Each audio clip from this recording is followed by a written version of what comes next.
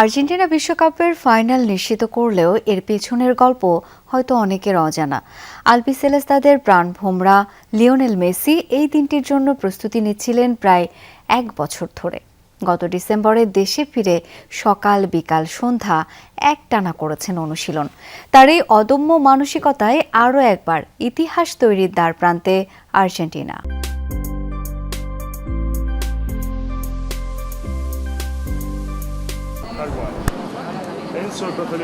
কাতার বিশ্বকাপের জয়রথ চলতি আসরেও অব্যাহত রেখেছে আর্জেন্টিনা। আলবিসেলেস্তাদের মাঠের জাদুতে মুগ্ধ পুরো ফুটবল বিশ্ব। তবে এই পর্যন্ত আসার পেছনে সহজ ছিল না পথ। ফাইনাল পর্যন্ত আসার গল্পটাই ছিল ত্যাগ ও পরিশ্রমের।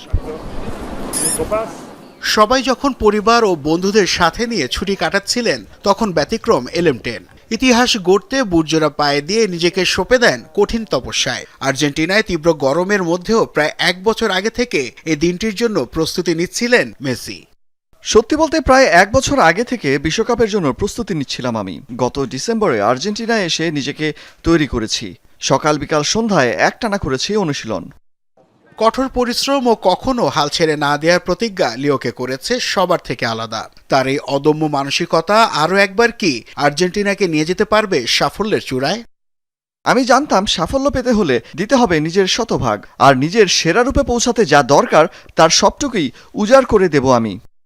মহাকাব্য সহজে লেখার কোনো বিষয় নয়। এর পেছনে থাকে রক্ত, ঘাম আর না বলা অনেক কথা। লিওনেল মেসি সেই নিঃশব্দ সাধনায় আরও একবার বিশ্বকাপের মঞ্চে নতুন অধ্যায় দ্বার প্রান্তে টিম আর্জেন্টিনা।